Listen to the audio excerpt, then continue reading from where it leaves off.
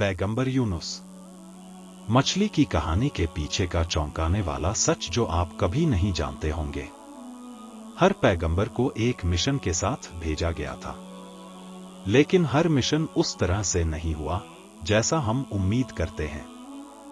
उनमें से एक ऐसा व्यक्ति था जिसने अपने लोगों को छोड़ दिया था, जिसे गहरे समुद्र के एक प्राणी ने निगल लिया था, और फिर भी उसे ऐसी जगह दया मिली जिसकी कोई कल्पना भी नहीं कर सकता। यह सिर्फ एक पैगंबर की कहानी नहीं है, यह हमारी कहानी है, भागने, पश्चाताप करने और वापस लौटने के बारे में। यह पैगंबर यूनुस अलैहिस्सलाम की कहानी है। बिस्मिल्लाहिर्रहमानिर्रहीम। अस्सलामु अलैकुम। आशा है आप सभी खुश और अच्छे होंगे। मेरे पिछले वीडियो विश्वास में शक्ति पाना, परीक्षणों के माध्यम से अल्लाह पर भरोसा करना की निरंतरता में, जिसमें मैंने नबियों की कहानियां बताने के बारे में उल्लेख किया था। पैगंबर अय्यूब अलैहिस्सलाम की कहानी पहले ही अपलोड की जा चुकी है और मुझे उम्मीद है कि आपने उस कहानी से गहरे सबक सीखे होंगे। आप नीचे डिस्क्रिप्शन में वीडियो लिंक पा सकते हैं। आज मैं आपको पैगंबर यूनुस अलैहिस्सलाम की कहानी बताऊंगा, जिन्हें बाइबल में योना के नाम से जाना जाता है। कुरान में वर्णित पैगंबर यूनुस का पूरा नाम यूनुस इब्न मत्ता है, जिसे बाइबल में अमितै का पुत्र योना बताया गया है। कुरान में पैगंबर यूनुस को जुन्नून भी कहा गया है, जिसका अर्थ है वो जो मछली के साथ या वो जो मछली का। कुरान की 10वीं सूरा का नाम उनके नाम पर रखा गया है। योना, यूनुस हिब्रू बाइबल के 12 छोटे पैगंबरों में से एकमात्र है जिसका नाम कुरान में भी वर्णित है। यूनुस अलैहिस्सलाम या योना बानु इसराइल के पैगंबरों में से एक थे, जिन्हें उनके मिशन के स्थान से निकलने के बाद एक विशाल मछली ने निगल लिया था। ऐतिहासिक और हदीसों के ग्रंथों के आधार पर पैगंबर मोहम्मद सल्लल्लाहु अलैहि वसल्लम ने अद्दास, जो ईसाई थे, के साथ अपनी बातचीत में यूनुस अलैहिस्सलाम की प्रशंसा की। यूनुस अलैहिस्सलाम का दफन स्थान इराक के उत्तर में निनवे या फिलिस्तीन में अल खलील के पास बताया जाता है। मछली के अंदर से बचाव के लिए पैगंबर यूनुस अलैहिस्सलाम की दुआ को अल-यूनुसिया जिक्र के नाम से जाना जाता है। यूनुस बिन मत्ता अमिताई का परिचय पैगंबर याकूब अलैहिस्सलाम या उनके बेटे बिन्यामीन या बेंजामिन के वंशजों में से मिलता है, इसलिए उन्हें इस्राएलियों में से माना गया है। मत्ता का नाम उनके पिता या उनकी माता के नाम पर रखने को लेकर मतभेद है। कुछ लोगों का मानना है कि उनके पिता का नाम मत्ता था और कुछ लोग इसे उनकी मां का नाम मानते हैं और मानते हैं कि ईसा अलैहिस्सलाम लेडी मैरी या मरियम अलैहिस्सलाम के बेटे और यूनुस अलैहिस्सलाम मत्ता के बेटे ही ऐसे पैगंबर हैं जिन्हें उनकी माताओं के नाम से पुकारा जाता है। कुछ लोगों का मानना है कि पहली राय व्यापक रूप से स्वीकार्य है। कुरान की 5 सूराओं में यूनुस अलैहिस्सलाम का उल्लेख किया गया है।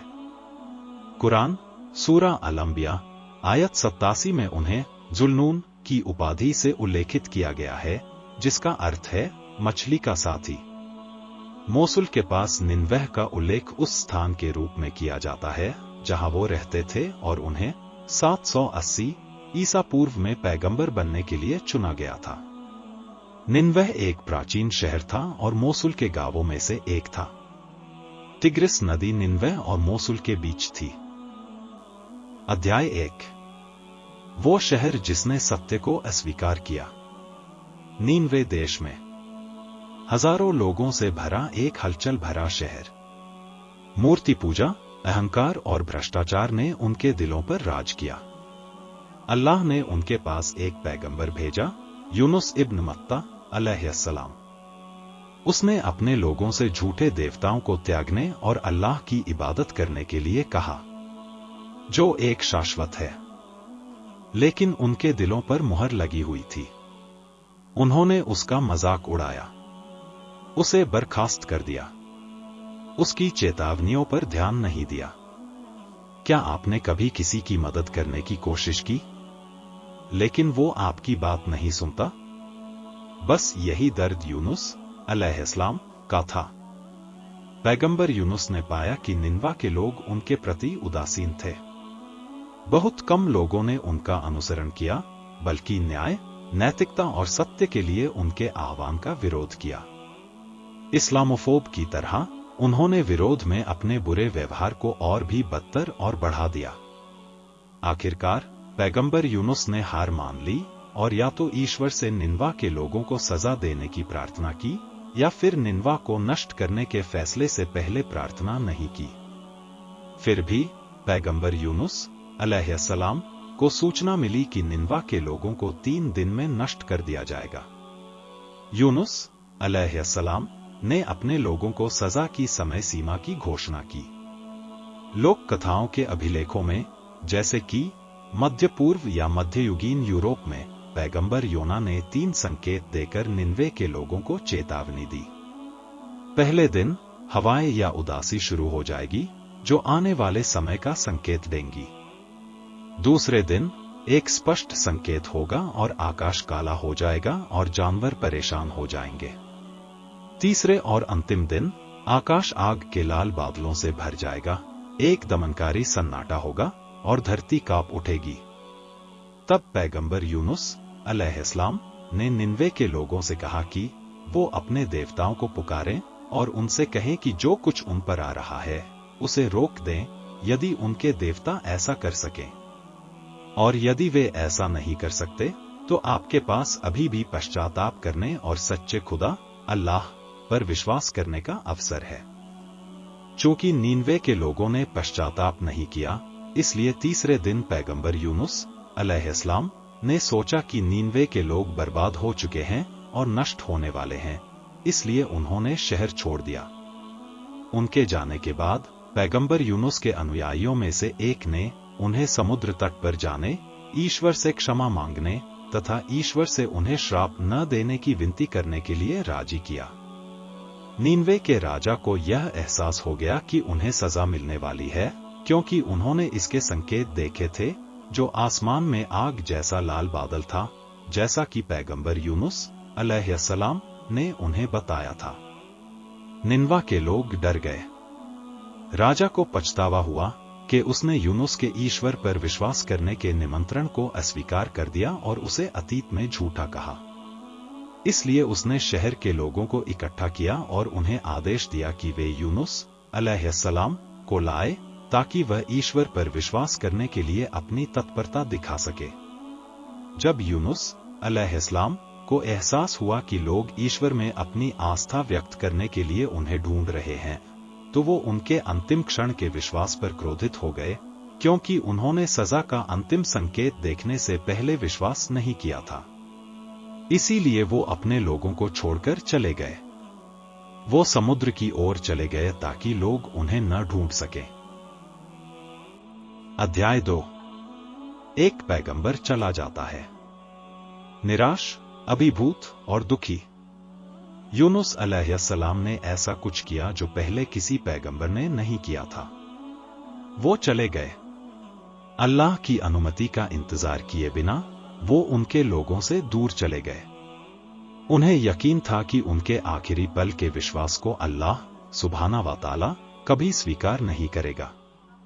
वो एक जहाज पर सवार हो गए, ये सोचकर कि वो दर्द, अस्वीकृति, मिशन को पीछे छोड़ सकते हैं। लेकिन पैगंबरों को भी अल्लाह के आदेश का पालन करना चाहिए।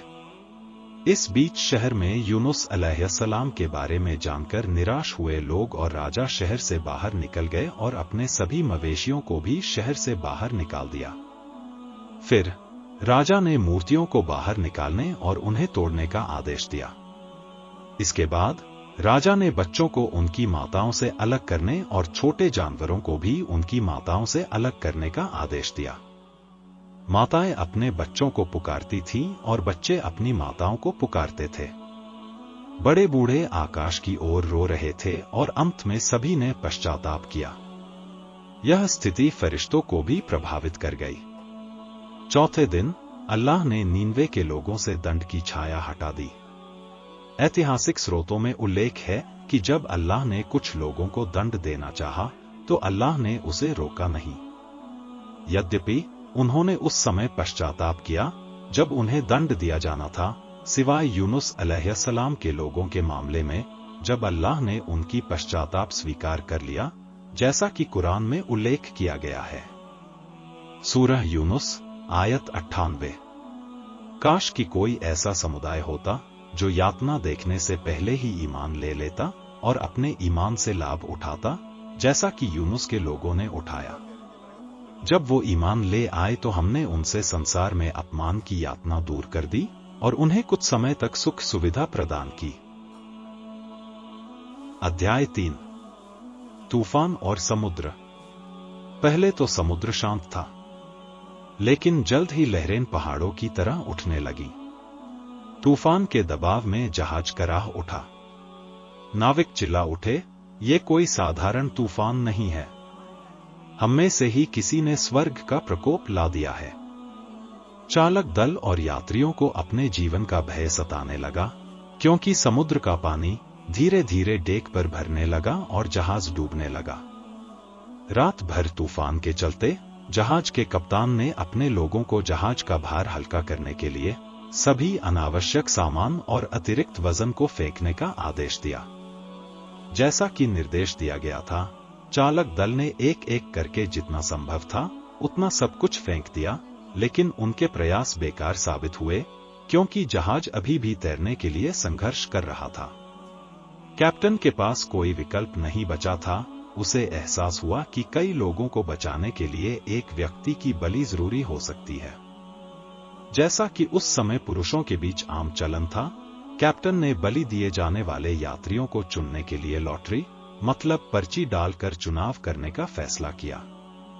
लॉटरी डाली गई और पैगंबर यूनुस का नाम चुना गया। लोगों को पता था कि यूनुस अलैहिस्सलाम एक युवा, नेक, ईमानदार और धन्य व्यक्ति हैं, इसलिए उन्होंने उन्हें बाहर निकालने से इनकार कर दिया और फिर से लॉटरी निकालने पर सहमत हुए। इसलिए पर्ची डाली गई और यूनुस अलैहिस्सलाम का नाम फिर सामने आया। लोगों ने यूनुस को फेंकने से मना कर दिया और कहा, हम यूनुस से छुटकारा नहीं पाएंगे। जहाज पर वो हमारा आशीर्वाद है। जहाज पर वो सबसे अच्छा आदमी है, हम उससे छुटकारा नहीं पाएंगे। इसलिए उन्होंने तीसरी बार लॉटरी निकाली और यूनुस का नाम फिर से सामने आया।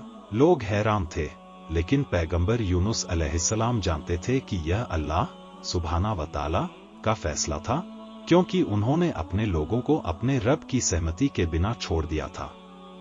इसलिए यूनुस अलैहिस्सलाम जहाज से उतरकर समुद्र के बीच में अंधेरी उग्र लहरों में कूद गए। अध्याय 4। अंधेरे का पेट।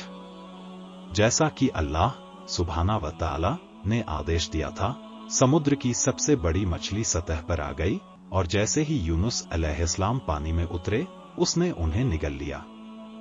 मछली फिर समुद्र की गहराई में उतर गई। यूनुस अलैहिस्सलाम, जो पहले बेहोश थे, जब होश में आए तो उन्होंने पाया कि वो अंधकार की 3 परतों से घिरे हुए हैं। पहली परत रात का अंधेरा है, फिर समुद्र का अंधेरा और अंत में मछली के पेट का अंधेरा। और अब इस जीव के पेट के अंदर समुद्र की गहराई में पूर्ण अंधकार में यूनुस अलैहिस्सलाम को एहसास हुआ कि उन्होंने क्या किया है। वो निराश नहीं हुए, उन्होंने दोष नहीं लगाया, उन्होंने अल्लाह से सवाल नहीं किया। वो अल्लाह की ओर लौट आए और उन्होंने एक दुआ फुसफुसाई जो समय के साथ गूंजती रहेगी। ला इलाहा इल्ला अंता सुब्हानका इन्नी कुन्तु मिनाज जालिमिन। तेरे सिवा कोई माबूद नहीं, तेरी शान है, बेशक मैं जालिमों में से हूं।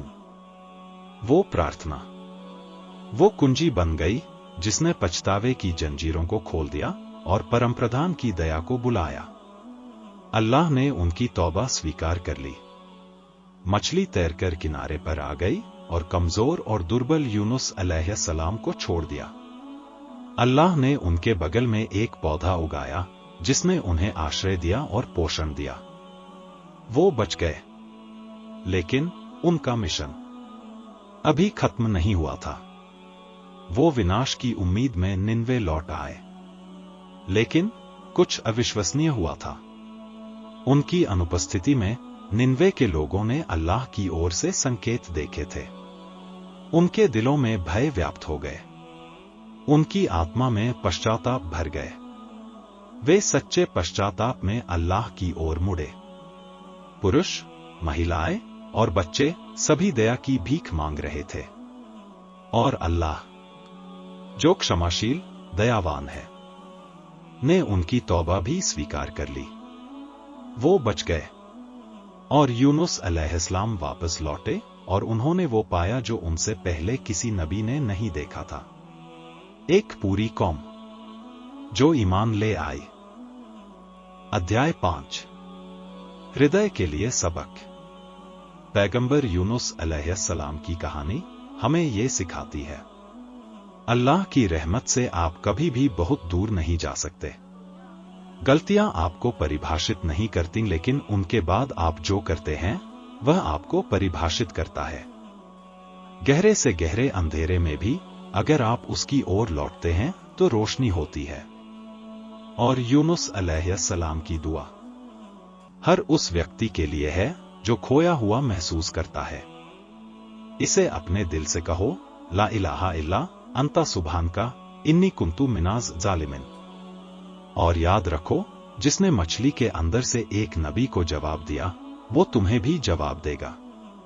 अगर आप संघर्ष कर रहे हैं, अगर आप पीछे हट गए हैं, अगर आपको लगता है कि आप बहुत नीचे गिर गए हैं, हार मत माने, उम्मीद मत खोएं। अल्लाह की रहमत को कम मत समझे, क्योंकि वही रब जिसने यूनुस अलैहिस्सलाम को मछली के पेट से बचाया था, आपको किसी भी चीज से बचा सकता है।